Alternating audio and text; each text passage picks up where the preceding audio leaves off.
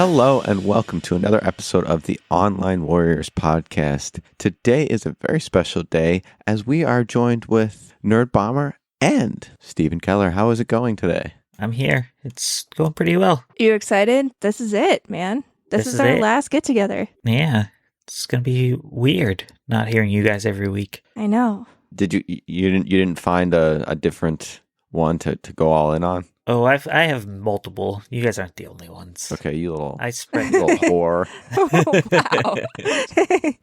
Wow. I'm not That's editing true. that out. I'm leaving that in. Yeah, you got to keep it in. Well, thank you for joining us. Thank you for being with us for all of these fantastic, wonderful years. I mean, it's always been great to have you on, but also knowing that there's a friendly face out there listening to us just come on here and talk for an hour every week. It's been great. It's been great. And you came at a good time because today's show we are covering the Game Awards, and this thing was Beefy. This was thick. So it's not like one of those light weeks where it's like, hey, we've got a half of a movie trailer. So before we get into the news, Stephen, I want to ask you, how do you feel about the Game Awards? Like, we kind of talked about this pre-show, but do you care about the awards at all? Or are you just kind of like you scroll through them, you're like, whatever, and you just want to look at all of the announcements? I don't really care about the award part since it doesn't seem like they care. They cared a little bit more this year. I think I was on last year when we talked about it, and maybe it was 2 years ago where they played all the award winners off pretty quickly. Yeah, they did. But this year they seemed to like give people the time to give their speech. There was one lady who sang her speech and she went after the main guy, so they cut off the main guy and then she went up and they let her finish. So it's nice to see them at least let people give their speeches. So because I mean, that's what it really should be about. Like, I love all of the announcements and stuff, especially now that we don't really have E3. Like, it is cool to have like one big event showcase type thing. Yeah. But the Game Awards is, I mean, it's called an award for a reason, you know? So it's good that they're giving people their flowers a little bit more because the game development's hard. Techtic knows. He's doing it. Yeah, I really, hey, if anyone wants to make a team, it's so lonely. But yeah, it was good seeing all the Clair Obscure, that whole studio. I think they flew everybody over for it. So it's like 30, 40 people. So it's good to see all those people just having a night out, having fun, celebrating their accomplishments. And especially like, it sounds like a lot of people, but it's really not. When you think about the size of some of these other studios that are like hundreds of people, I want to say thousands, but I don't know what studios working on like one single game have thousands, but like definitely hundreds of people. What they were able to accomplish with that game with such a small studio and like such a small scale, like graphically, the gameplay, the like everything, the music, voice acting, the entire project, like there is a reason it won so many awards. And I can wax poetic about the game in my What Are You Up To later. But yeah, it's an impressive accomplishment. And especially like you said, for only like 30, 40 people, it's great. Good for them. So with that, we're going to roll right into all of the announcements that were unveiled at the Game Awards. Yeah, we're going to try to cover as many as possible. We definitely have some like top tier for us, for the three of us here that we want to talk about. If we miss anything... Do we want to start with the top tier and then sprinkle in? So we're not going to go in any particular order. We're going to go in order of favorites. And since we have a guest on the show today, Stephen, why don't you kick us off with what was your absolute favorite? So going into the show, I heard rumors that the co-director of Uncharted and Last of Us, apparently he split off and started his own studio. They were going to show his game, and I was like, wonder what that game's going to look like. And it turned out to be this game called Coven of the Chickenfoot, and it definitely looks like something that I wouldn't expect from somebody who did Uncharted and The Last of Us. It's just this grandma platformer has this weird mystical creature. I mean, Uncharted is basically grandma platformer, is it not? Not really. But so yeah, this game it visually looked appealing. It was just a fun, different take on a game that I've never really seen before visually. And I don't even know. A ton of fun. Like, I'm trying to think of a game where you play as like an old lady. Well, and aside from like, you guys keep like, calling it grandma and old lady. She is a like, witch. Yeah, I think she's like an old lady Coven. witch. Yeah, but like still, it's very rare that you play like a stooped over old lady in any type of game. And I think it's good though that they're like kind of putting a unique character portrayal forward. Like, it's very clear that this person is a witch because there's a lot of scenes where they're like levitating and looking at like glowy gems and things like that. And so she's got to be the force that controls this chicken thing. I don't even want to call it a chicken thing. It's like a beast that's been tarred and feathered is really what it looks like. And it all comes together to be this really neat puzzle platformer where you work with that thing to kind of traverse the landscape. And like there was even some cool bits where like you're up on a cliff and you're coming down. Obviously you can't levitate forever, and you see the chicken down below and it catches you. And it's just like that, like looking out for each other dynamic was really satisfying for me. It honestly, in terms of, having a companion beast that you play with to solve puzzles, it kind of gave me vibes of The Last Guardian. And I don't know if either of you have played that, but I haven't played that one. It's essentially like a very similar thing where you have this, I don't even remember what type of like mythical creature, but it's like this big winged puppy ferret looking thing. And you're basically navigating. Yeah, I don't know what animal it's supposed to be, but it's cute. That's all I can say. And you're basically navigating and through environments and solving puzzles with your furry companion, and kind of give me that vibe. And it's a very like chill vibe, except at the end of this trailer, big fuzzy chicken thing gets a little pissed off. So I don't know. I'm excited about this one. I'd play this. Yeah, this is at the top of my list. I will say, too, they could have easily, I'm still going to call her an old lady. They could have made her like a little girl, or even just like some middle teenage type girl. They could have made her someone attractive. Like, they could have taken a lot of different routes, but I'm kind of glad they went with someone older. I think the grandma fits the tone. Yeah. Because it kind of does have like that cozy vibe to it. Like, I hesitate to call this a cozy game, but it definitely kind of has that vibe. And something about an old lady also gives me cozy vibes.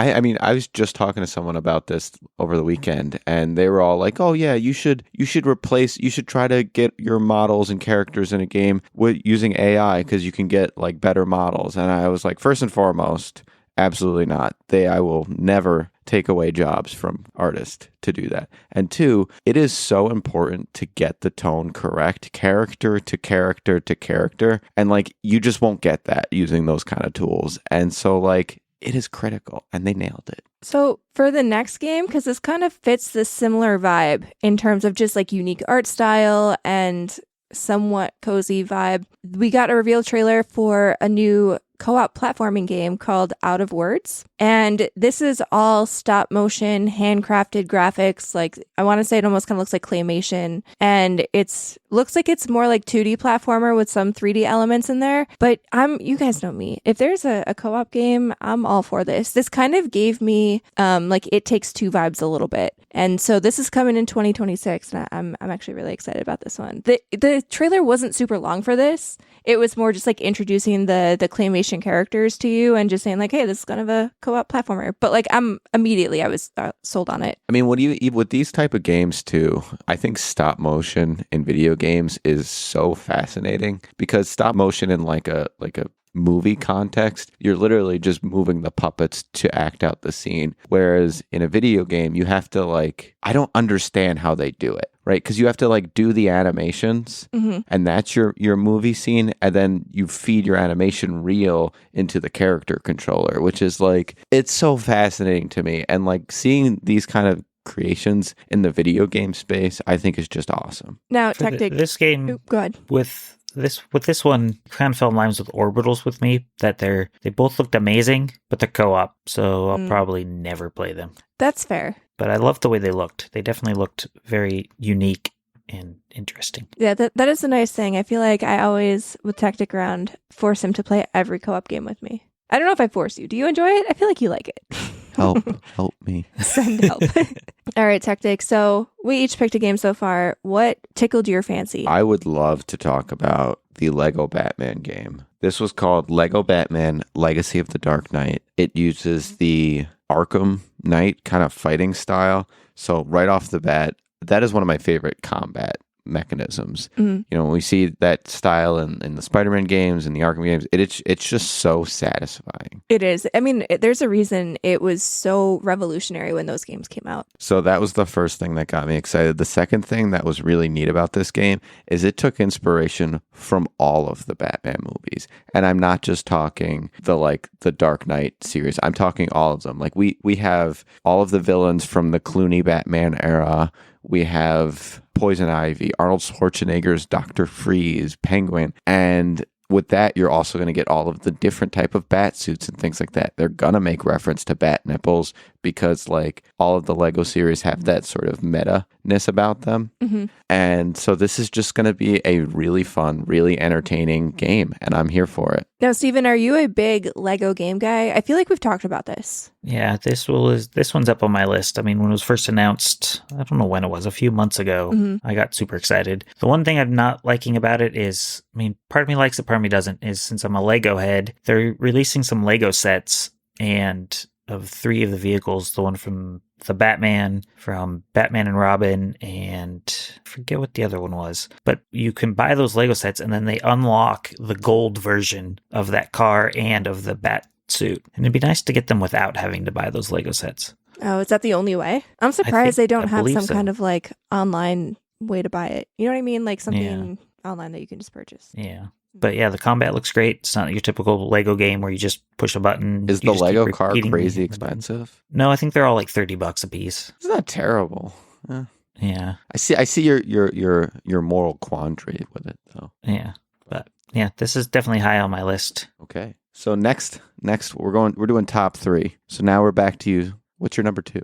Let's see here. I guess I'll consider this one that was announced. I think it was technically announced in the pre-show, but I don't really know what they determined the pre-show versus the real show, is Bradley the Badger. Oh, yeah. This is a 3D platformer, and I found out later that it apparently is from the guy who he did the Mario plus Rabbids RPG tactical games on the Switch. And he left Ubisoft and started his own studio, and this is their first game. And so knowing that pedigree could be behind this makes it even more interesting. Yeah, I'm a big fan of the fourth wall breaking in this game. Yeah. Specifically when Bradley becomes real. Like this was just a very like interesting game mechanic. You're kind of like, as the 3D platformer Badger, you're also like manipulating the world around you because it's quote an unfinished game to navigate and figure out what's going on. And it's kind of a unique 3D platformer. And you guys know me, I've been clamoring for these type of games for a while. I feel like the Metroidvania space and side-scroller space was getting beaten to death, and it was only time for platformers to have their heyday, and here we are. I mean, I feel like 3D platformers are finally starting to come back in vogue a little bit in the last 5 or so years, and also like cute 3D platformers. Like, I'm sorry, this is also just really freaking cute. Maybe it's just because I like animals. Mascot type 3D platformers. Yeah, and so I'm 100% here for this game. I think you sent me this Techtic even before we started watching stuff for the Game Awards, and I was like, immediately, I was like, I'm sold.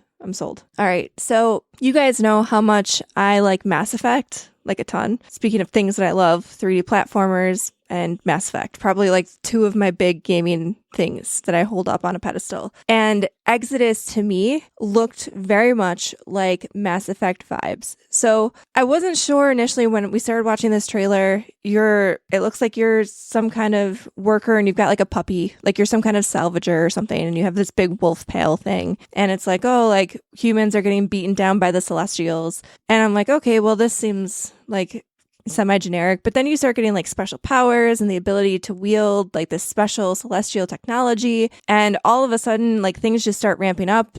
You're on a spaceship, you have a crew, and this just looks like a great sci-fi cinematic game. I'm always a little nervous because I feel like we've had Mass Effect like mimicking games that just don't hit the same, but in terms of just what this trailer presented, I feel like this is worth it to me to give a shot. And there's like a ton of different alien species, which also gave me Mass Effect vibes. There was like this big bear at one point in the trailer that you're fighting, which was a little confusing, but like, okay, I dig that. And I'm kind of here for this. So I also got Mass Effect vibes from this, and I thought like gameplay wise, it looked very good. Like this was on my list as well. However, the plot, like the story, The plot's a little was very like, you're a normal guy and suddenly you're the guy who will save us all. it was like teen fantasy sci-fi book. Like, I've read this plot before 1,000 times. Isn't that like all stories though? Don't they say at this point in life, all stories are derivative? Right, but this was like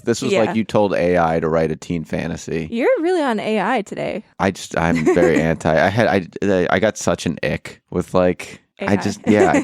Ugh, very anti. But anyway, I think the combat's going to be really, really good. I just think the story is going to be sort of redundant. Yeah, we'll see. Like I said, I feel like a lot of sci-fi shooter type games end up being really generic. And I think that's why Mass Effect still stands out all of these years later, because the story was also kind of generic, but like the relationships that you make in the game were definitely not generic and hit home. Ow. No, I'm saying, like, I think when I think of Mass Effect, yeah, you're the hero trying to save the world. But the things that I think about when I think about Mass Effect are all of the different side characters that you form relationships with, not like romantic relationships, but like you learn their backstories, you go on special missions, like the side characters make the Mass Effect franchise. So yeah, the generic story might be a problem for this game, but we shall see. Time will tell. This is coming out in 2027, so got a ways to go. So my next game that I want to shout out is called Star Wars Galactic Racer. Yes. This is Star Wars meets Need for Speed, basically. And this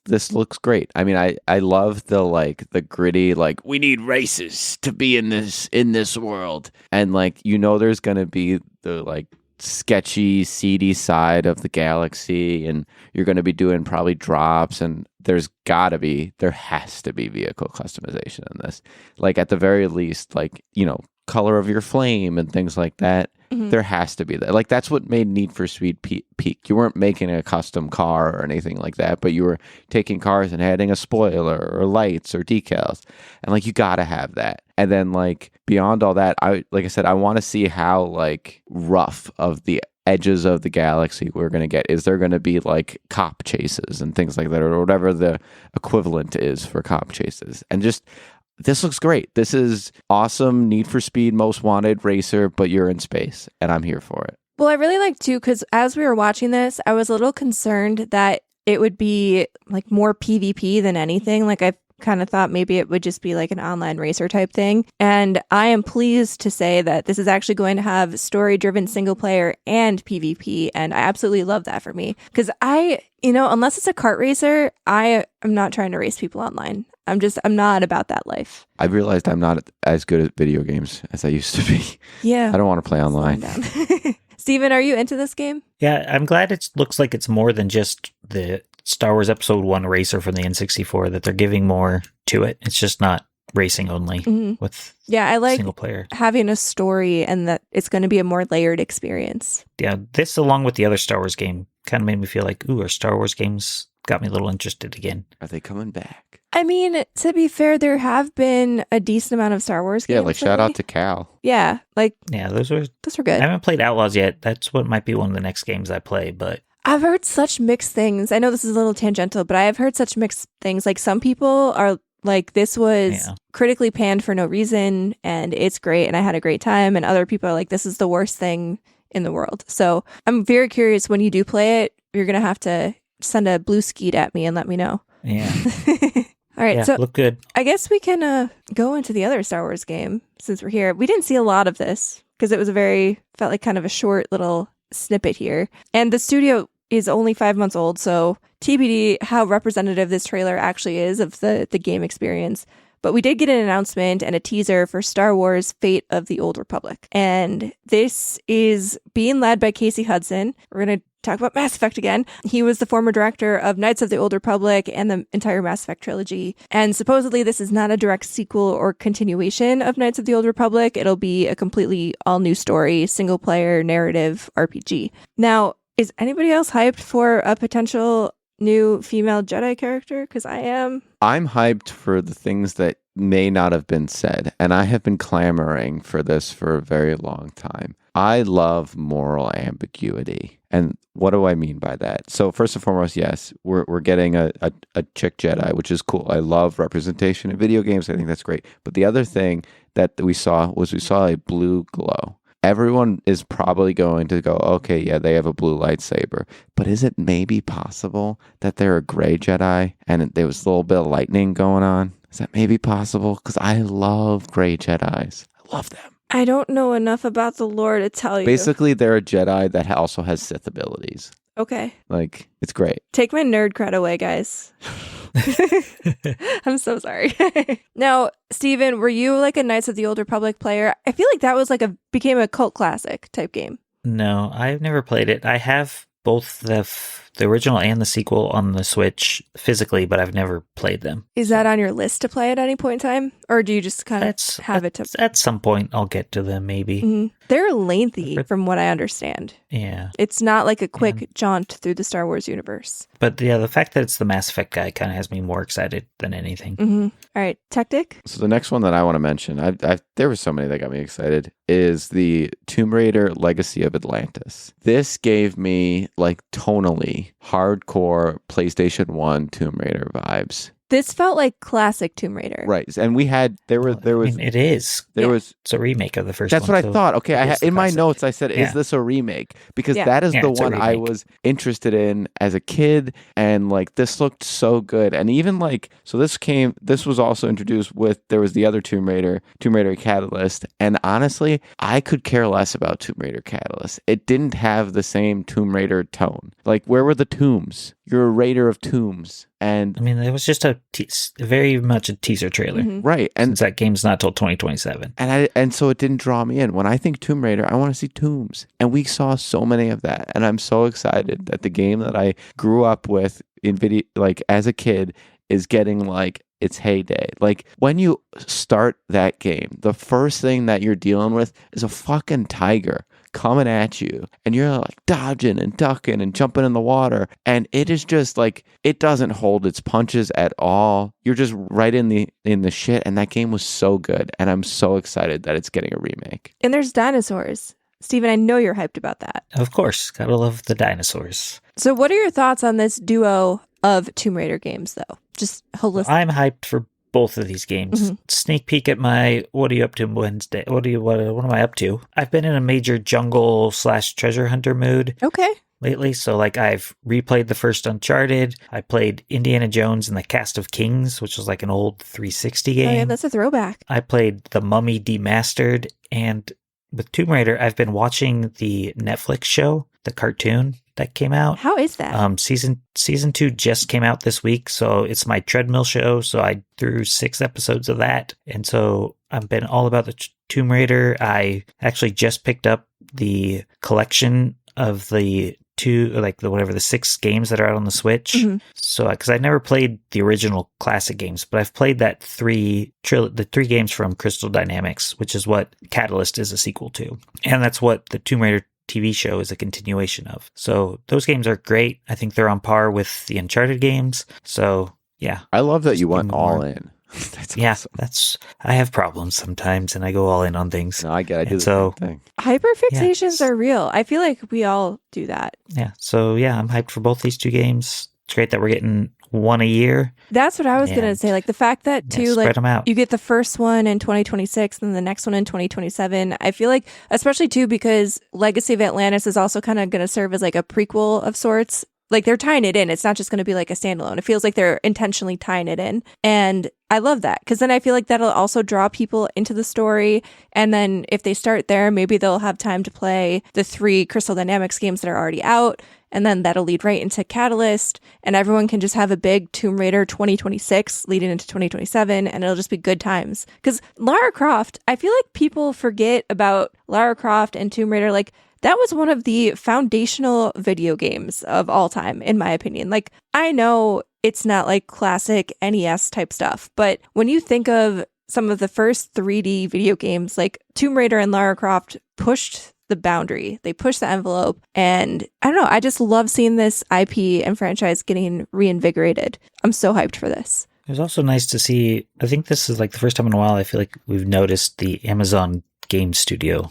logo. At least I have. Yeah. I haven't really noticed that much before. So it's kind of good to see they're coming out with this. I was a little worried, honestly, when they acquired the IP. I was super stressed that it was going to be the death of Tomb Raider a little bit, and happy to be proven wrong. Very happy to be proven wrong. One game that was also in the pre-show that I think looks incredible, but I think it's a 2027 game, and that is The Free Shepherd, where you play as a cute little doggo and you just herd sheep.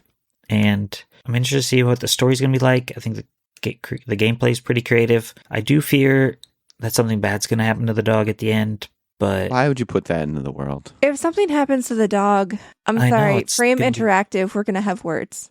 Yeah, but yeah, I think overall it just looked like a fun, unique game. And I really like to, like, it just feels very, it sounds cliche, but like very aesthetic. They have, like, there's a scene in the trailer where it's like Northern Lights and you're herding sheep under the Northern Lights. And it's just like, something, it just feels so, I don't know, peaceful. I know it's technically taking place in this world where there's some kind of like calamity happening, but something about just the environment in this game feels peaceful, at least to start. But if something happens to the dog, I will riot. There will be words. Animal games always make me cry, though. I was actually another tangent. I'm sorry. I'm just going for it. I was describing to a friend who does not play video games about Stray, and I was like, yeah, but it was a fantastic game, but I shed a tear. And I'm not going to give you a spoiler, but I shed a tear. And everyone just looked at me and they're like, isn't it a cute kitty cat game? And I'm like, I know, but animal games, they can gut punch you like no other. All right. The next one I want to shout out is the Street Fighter movie. Okay. Hopping over to Movie Zone. There was a weird mixed bag of really good casting and fever dream casting. So, like, for example, for Vega, I absolutely love the casting of Orville Peck. I think that was a really good choice. It kind of fits the body type, a little bit like wiry kind of guy. And the mask, he wears a mask, so like that's like his whole shtick. So perfect, nailed it. M. Bison was cast as David. I'm going to butcher his name, but David Dastmalchian. He was the interviewee on Late Night with the Devil. Yes, he was also in Murderbot. Just a really scrawny guy playing what is like this giant, intimidating, like Russian force. And it makes no sense to me how that was cast. Like, honestly, like, I get that he doesn't have the physical bulk, but he does have an intimidating nature about him. I think he does. No, it's not the right, though. It's like, hey, is that person maybe a serial killer? Like, it's a different vibe. Yeah. He always plays the creepy guy. Yeah, he does. Whereas M. Bison is more of like a physical presence. Yeah, I feel you. And that is really weird casting. Jason Momoa is also Blanca, which that could either look really good or really CGI crappy. I'm cautiously optimistic with that one. And then Noah Centineo is Ken. That one's okay, but like also like Ken's kind of like a surfer bro. And like maybe that works. He can do that. He can 100% do that. But it's just like I feel like a lot of the cast, like 50 Cent's in this. I feel like a lot of the casting is just all over the place. And like it's from the vibe of the trailer, though, they are going for a bombastic, fun time. It has to be more goofy. Like that's what they're going for. Eric Andre is in this. Like, they're 100% going for just a goofy adaptation here. Yeah, they're going camp. Yeah, it feels like. But I feel like that's gonna be bad. Like I think it could be fun.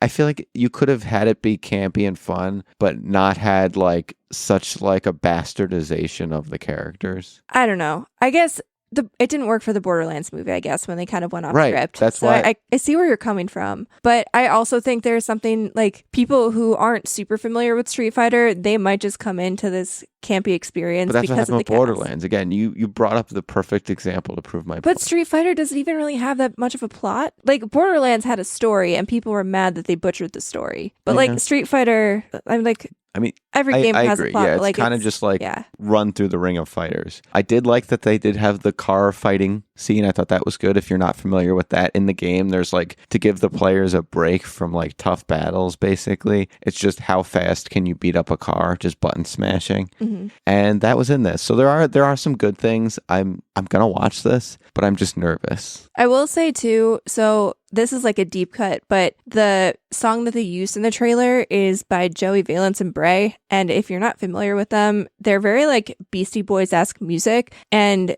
they are smaller. Like they've started, I think, blowing up a little bit over the last year, but they're still like relatively small. And I was just so jazzed that they got their movie or their song in a Street Fighter movie trailer. Way to go. Yeah. Way to go. So that's my rant. All right. So for the next game, I know Steven and I both want to talk about this one. Control Resonant. So this is the sequel to Control. And I was not expecting this. And I don't know if I should have been expecting this, but it kind of hit me out of nowhere. I was not prepared for this. And I'm super excited for this. Steven, I want to get your opinion before I talk a little bit about it. What did you think about this? Are you excited? Because you liked the first Control. So my history with Control is a little mixed bag. When I first played it, I hated the combat. I quit the game. I didn't like the little floaty flying around shooting. Like, it just felt weird. Mm-hmm. And then I put it down for a couple months, came back, and ended up really enjoying it. I think I pretty much 100%ed it, but yeah, I really enjoyed it. And I really liked Alan Wake, the first one, which I haven't played the second one yet. Mm-hmm. So I'm willing to see what Remedy does with this. See how they continue the story. It did feel a little weird and jarring with it being the brother. And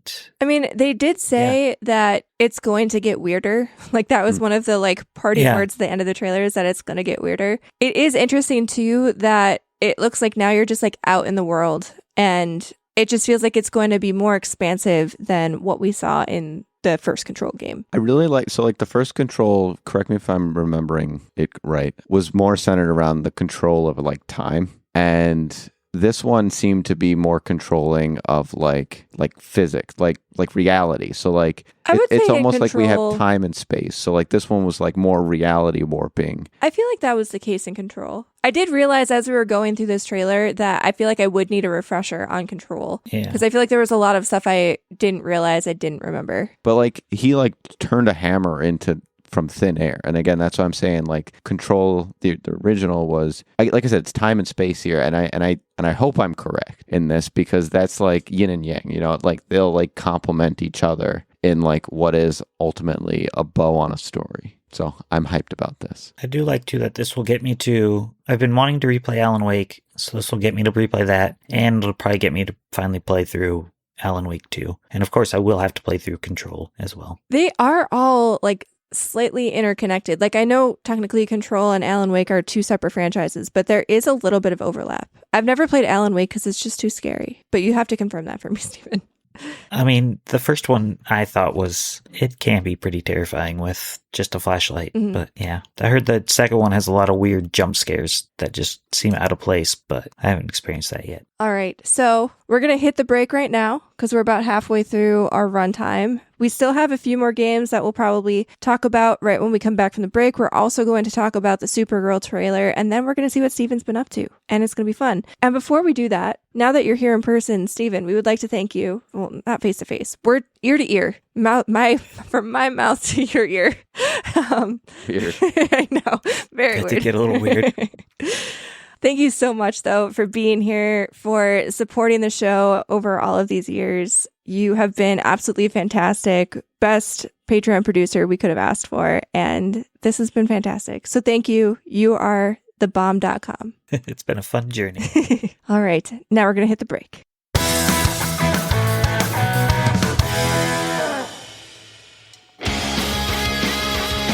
Let's see, Alex. What do you think of Jaws, which is at 97% Rotten Tomatoes? I find it to be anti-shark propaganda. What do you feel about the Entourage movie, which is at a meager 33%? I think they finally got Hollywood right. How about It Follows, 97%? Worse than your parents giving you the sex is evil talk. How do you feel about Juno, which is at 94%? That would be a movie that celebrates a teenage homewrecker. How about Bewitched at 25%? Best television adaptation ever put to film. How do you feel about American Hustle at a towering 93%? Overwrought awards bait. Righteous Kill, 19%. The movie that Michael Mann wishes he had made when he created Heat. Sounds about right. I'm Julio. I'm Alex, and we are the Contrarians. As you can tell, our thing is that we rage against the Rotten Tomatoes machine. Regardless of what we really feel. Find us on Apple Podcasts, SoundCloud, Stitcher, TuneIn, Facebook, Twitter, we're everywhere.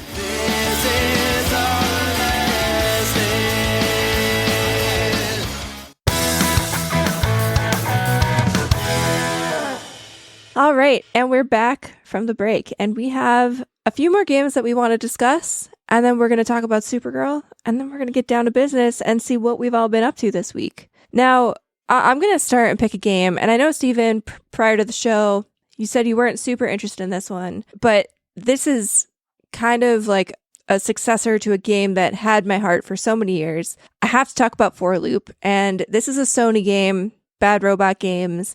And this is actually, and I think the thing that really stands out to me is that this is actually made by Mike Booth, who is one of the minds behind the Left 4 Dead franchise. And much like Left 4 Dead, this is a 4-person co-op shooter. And this actually has roguelike elements. So every time you die, your character is reprinted, and you can kind of experiment with different builds and hone in on what build you want your character and your squad to have to save the world. And in this game, Earth is invaded by aliens, and you have to try to, get rid of the aliens and save Earth. Honestly, I don't know if I'll ever have a 4-person squad to play video games with again, because I feel like those days are kind of long gone for me. We don't really have, besides Techtic and I, there's not 2 other people that we play shooters with anymore. But Left 4 Dead just gives me the warm fuzzies every time I think about it. It's just such a formative gaming experience. I had so much fun with that franchise. I feel like we've still whipped out Left 4 Dead within the last 5 years. We've played it again just for nostalgia's sake, and it still holds up. And if it's anything like Left 4 Dead, it's just whoever plays this is going to have a good time, I feel like. Yeah, this gave me, this is what Deathloop should have been vibe. I liked Deathloop as a single player experience. I would never have been able to play it with 4 people. I don't know. You just didn't like that game. I just didn't really care for that game, but this is the mechanic that I've always really wanted. Mm-hmm. That's why I gravitated to that game. And if you combine those two with, Deathloop and Left 4 Dead, this looks absolutely fantastic. It's just the premise is you're just getting, instead of you come back because of reasons, you're getting reprinted, which is kind of like, what was that movie with Mickey 17? Yeah, it's kind of like Mickey 17. And I loved that movie. That movie was so good. And so I'm all in on this one. Steven, any thoughts on this one? I know we're all 3 of us, I don't think would be able to fill out a squad to play this with, but yeah, it's a multiplayer shooter. I'm already out. I have friends that would play shooters, but they always play late at night, and it's past my bedtime. So it is I tough. don't play with them. Yeah. Another game that I feel like we have to talk about. Again, I don't think any of the 3 of us have any interest in actually playing it, but Divinity was announced by Larian Studios. And if you're not familiar, they're the people who made the other Divinity games and also Baldur's Gate. And I genuinely don't know what was happening. It was a pagan ritual, and there was sex and drinking and laughter and classic pagan ritual. Yeah. And then they're burning some guy in effigy, and somehow he's summoning demons. I don't know. It was very gruesome. For a trailer, they at a burned game someone they shouldn't. It was just very gruesome because they basically show his body getting ripped apart and burning. But hey, if that's what you're into, man, go for it. That game is going to be probably pretty good. I don't know if I'm going to play that. As trailers goes, it was an A+ trailer. Yeah. But it's a game I will never touch. But I feel like it's one of those games that when it does come out, it is probably going to sweep all of the Game of the Year awards. It's one of those games where your mom's gonna walk in on the weirdest scene when you're playing it, and I don't know. Yeah. Why is your mom walking in on you playing a video game at this age? All the time, dude. And by all the time, never. No, could you imagine though? We're just playing video games, and all of a sudden your mom just pops in and is like, "Hey guys, what you doing?" She doesn't even sound like that, but yeah, it's not happening. But yeah, I feel like that's going to be a big one when that one does come out. And again, another game that we're going to touch on, but I feel like none of us were super interested in, but I feel like we have to talk about it. It was kind of like the pièce de résistance at the end. Highguard was introduced, a new game by Wildlight Entertainment. This is brought to you by the people who made Titanfall and Apex Legends. And I was very excited about this game for the first 30 seconds of this trailer, because this is more like magical shooter, and the character you're introduced to summons this ghost pony, and then you look to the left and right and other people are riding animals, and you're fighting off the back of animals and then jumping off of the animals, and it looks really sick. And there's an animal tank thing that pops up, but then it's this is a multiplayer free game, and I'm just this is gonna piss me off because everybody's gonna be so good, and I just want to ride my animal. I don't want to battle real humans. I just want to ride an animal and shoot things. And so that That was my vibe. This game looked very nice. The character designs looked kind of like they were ripped from League of Legends. Like the main guy reminded me of the Hammer guy from League. Okay. And that was interesting to me. But yeah, these massive multiplayer free-to-play games, I struggle with those because the community can be either really, really good or really, really toxic. Mm-hmm. And I just don't have the mental fortitude to deal with the latter. I think it'd be really interesting to listen to us talk about games like this over the span of like the 8 years that we've podcasted, because I feel like you can hear how we've moved away from that type of game over the last 8 years. Like I feel like when we first started this, I was super gung-ho about something like this, especially like free to play. I'd be like, yeah, let's go. And I'm like, that seems exhausting. I don't know. Steven, I feel like you're not going to play this. Yeah, I'm not. Yeah, I don't play Apex. It's just the same people. I never played Titanfall 2, even though everyone says the single player story for that is amazing. It's just, it's not on my radar at all. For a big mic drop end of show, it was kind of a disappointment. Mm-hmm. Yeah, especially like there were some really great announcements throughout the Game Awards, and for that to be the like end cap felt a little, just, I don't know. It was a little underwhelming for me. Yeah. Now, before we move off of this and talk about Supergirl, are there any other last minute games, speak now or forever hold your peace, that you would like to discuss? The only thing I can think of for one last thing is Lenny Kravitz is in a video game.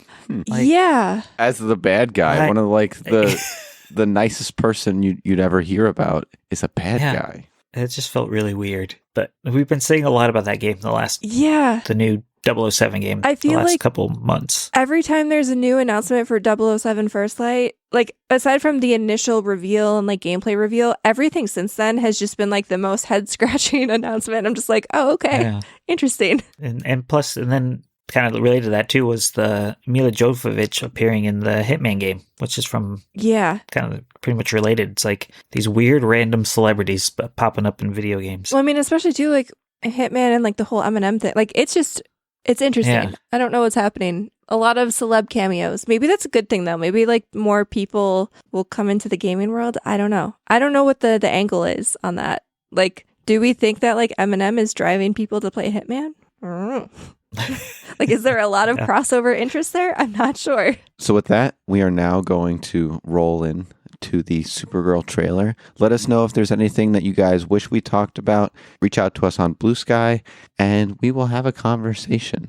But with that, and I'm going to quote you, Steven, let's talk about the Guardians of the Galaxy 4, because that was a good joke. That I am using your joke. You stole his joke. I will admit it on the air, but that was good. This this trailer, it shows that the Supergirl movie is taking place off of Earth. A lot of it is in a galaxy somewhere or whatever, and there's a lot of aliens and things like that.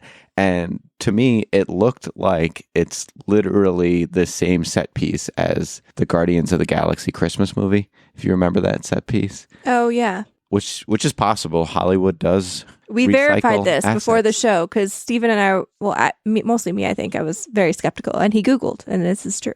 So that was kind of interesting. But what's curious to me is the whole reason that she goes and is off Earth is because she doesn't have the same power-ups that our yellow sun gives a Kryptonian, and she can basically then get drunk. But what we see here is her still having like her laser eyes and other strength type abilities.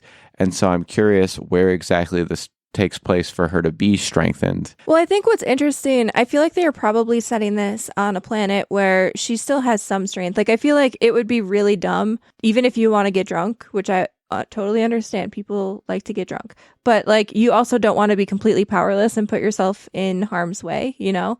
So there's probably some middle ground where That's a lot of research to get drunk. I mean, I don't know. You gotta find just the right sun. And I kind of like that though, because yes, she does have powers and stuff, and so she can fight people and stand a chance. But it's also nice, like she's kind of neutered a little bit. It's not like watching Superman on Earth where it's just like an automatic win. It looks like she's just more evenly matched. Like wherever she is, she's fighting people and winning, but like it's not a one-hit knockout. I mean, I'm gonna quote Superman. Kryptonians live in a cardboard world, and so they are constantly holding back. So I get that. I also love that this movie starts off with Crypto. Like, Crypto might die. Shut up. That's what they showed her crying over Crypto laying on his side. Okay, you know that's a head fake. They would not kill Crypto. Steven, back me up here. They're not going to kill Crypto, right? Well, now, is this movie supposed to be a sequel to Superman, or is it a prequel? It sounds like it's maybe happening almost like concurrently. No, because Crypto's like with her. Oh, yeah, that's the right. thing with Crypto. Yeah, so maybe it I think it's a sequel. Well, no, Is it because a it seems sequel? like an origin story, right? But then Superman is in the newspaper. Yeah. But he's already established in the movie. So, Yeah. I think it's a sequel because she took Crypto with her. Yeah. And he was probably like, I'm done watching your dog. And she's like, fine, I'll just take him with me. They wouldn't kill Crypto.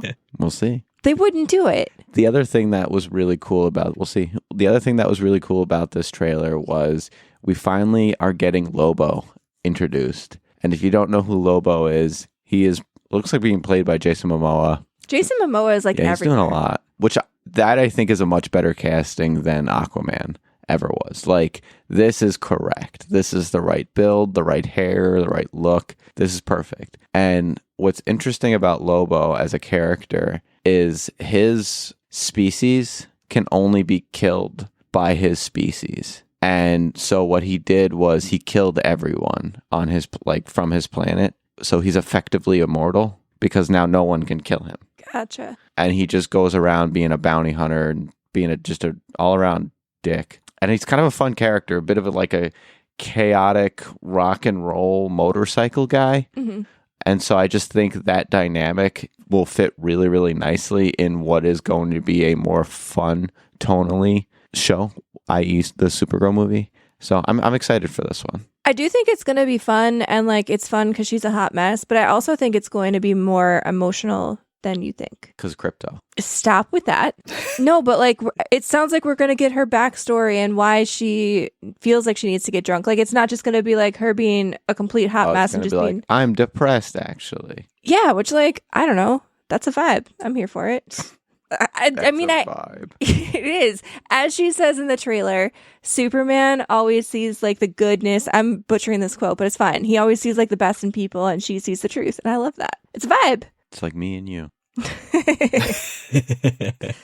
Steven, is this going to be on your list for this summer? I mean, I'll see it just because I have A-list, AMC A-list, so I'll see everything big. But I don't know, Superman was okay for me this summer. You didn't like it? Woo. I was mid on it. Okay. I preferred of the comic book movies. I thought Fantastic Four was better. Okay. Yeah, so it does feel like Guardians. It feels like a sci-fi movie, so that I like. But so we'll see. I'll see it, but I'm going in with low expectations or low hype. Now, if Crypto does die, you're going to join me in rioting, right? Yes. Thank you.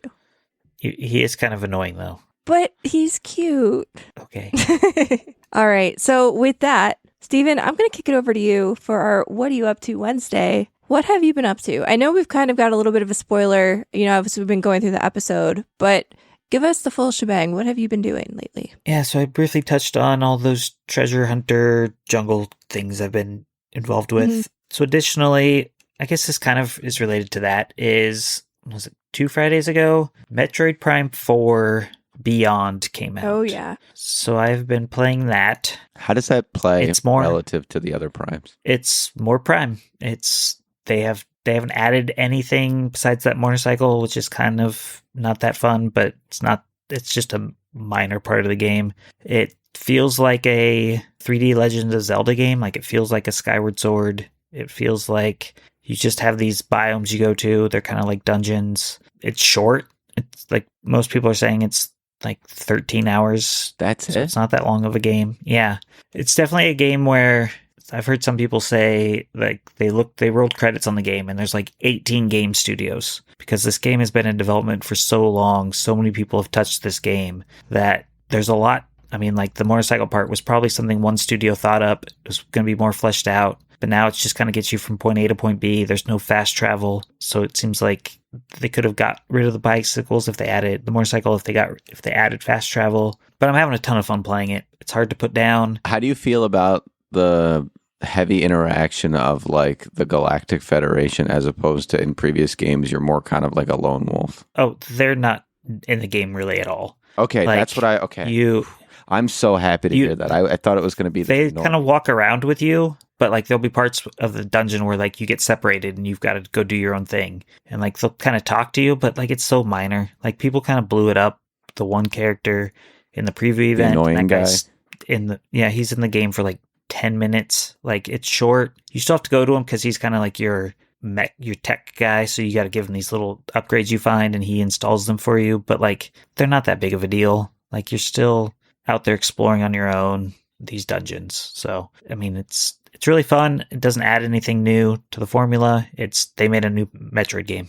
It's not the Breath of the Wild of Metroid. It's just a Metroid game. So it's a ton of fun. But you know what? Not every game needs to be the Breath of the Wild. Sometimes you just need another one, you know? Yeah, one of the podcasts I listened to, one of the guys said it seems like it's a game where Nintendo finally just said, let's just get this out. Mm-hmm.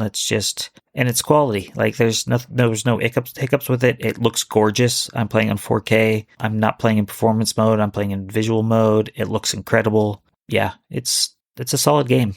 It's definitely worth playing. Happy to hear this. Yeah, it's a ton of fun. Like I do prefer the 2D Metroids, but this is still a solid, fun sci-fi shooter. And it's not really, I think the combat is what I don't like the most because of you have to scan everything. So you're always scanning the bad guy in mid-combat to see because if you haven't scanned him yet, but so that kind of slows it down a little. I was playing with gyro at the beginning. I turned off the gyro because that was just too obnoxious. I feel like gyro always feels like it might be fun, but then you actually start using it and you're like, no, absolutely not. Yeah. A lot of people praise gyro like in Splatoon and stuff, and I just have never really gotten good with that. So I just switched the setting back. It's not on by default. You can go in the settings and turn it on, but I turned it on, then turned it off after a couple of hours. So it should be something I'll be beating within the next week. I'm probably like 2/3 of the way done with it. So it's a solid game. I'm really enjoying it. And then another thing we kind of talked about in our break off mic, I saw this movie called Dust Bunny. I don't know if you guys have heard about it. I don't know if it kind of flopped this weekend. Yeah, I don't think I've heard of this one. It's from Brian Fuller, who he did the TV show Pushing Daisies. Oh, okay. And the TV show Hannibal. Yeah. And it stars from Hannibal, Mads Mikkelsen, as this guy who gets hired by this next door neighbor, little girl, to kill the monster under her bed. And it's just, I had a smile on my face the entire time. Like, it's just a fun, visually, like, if you saw Pushing Daisies, you know this guy has a visual flair for things. And, like, visually, the action scenes, the fight scenes, they're fun. It's kind of like a John Wick monster under the bed type movie. You know who's in it? I mean, it's Mads Mikkelsen. We talked, one of the guys from David the Street Fighter movie. Yeah. Yeah, he's in this movie. Sigourney Weaver is in the movie. Okay. She plays like the head of this. You kind of learn more about Mads Mikkelsen's character's like backstory, and she kind of plays like the head of this agency. And like nobody believes the little girl that there's a monster under her bed, but people keep disappearing from her house and they don't know why. And she says it's the monster under the bed, but they're like, that doesn't exist. There's no monsters under the bed. And so it's just a fun, different, unique movie. Yeah, I love the premise. And, it's like, it's got the CGI and it's not the greatest for when it comes to when they show the monster under the bed, but it's still just a fun time. Very interesting. Okay, that might go on our list. It's definitely worth something you should check out. I mean, I would say in theaters, just since it bombed so hard, and it's good to have movies like this, but I understand if you want to wait till streaming. I mean, hey, the holidays are coming up. We're about to have 2 weeks of unadulterated free time. So maybe we'll go to the movies. Yeah. And then just coming up, I've got Avatar this week. So I'm kind of rewatching those to get ready for that movie. Mm-hmm. So that's been getting some like decent early reads, I think. Yeah. So that should be a good time. Yep. Looking forward to 3+ hours in an IMAX theater this week. Now, this is probably a stupid question, but I have to ask it. When you see a movie that long, do you not drink anything? Like, how do you make it through 3.5 hours? Well, I don't eat or drink even in 2-hour movies. Okay. Smart. Yeah. Like, I go to the bathroom before the movie starts, and then I'm good. And I don't eat or drink anything the entire time. Okay. See, my problem is I'm a sucker for popcorn. I see popcorn, I smell it. Like they got me. As soon as I walk in the door of the theater, I smell it. I'm hit in the face with that butter smell, and I'm like, damn it, now I have to drink. Yeah, it's too expensive. So It is quite expensive. It's easy for me to pass on. Yeah.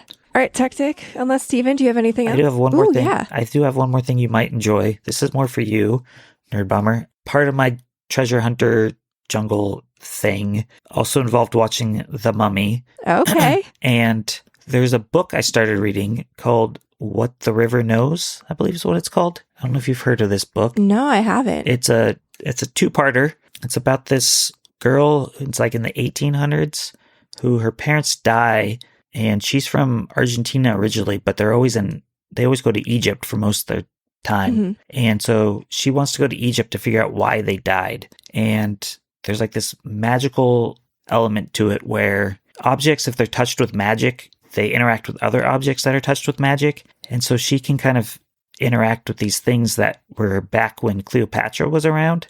And so she's kind of like trying to figure out what happened to her parents, but also while her uncle in Egypt is trying to investigate and find Cleopatra's tomb. And it's got some YA elements to it where the person that's kind of working for the uncle is kind of that Brendan Fraser role from The Mummy, where he's a swashbuckling hero who flirts with the girl, but doesn't like the girl, but the girl doesn't like him because he's a cocky guy, but she does like him because he's so cocky, and it's just kind of that back and forth between them. It's kind of fun. But I do like that. I'm really enjoying it.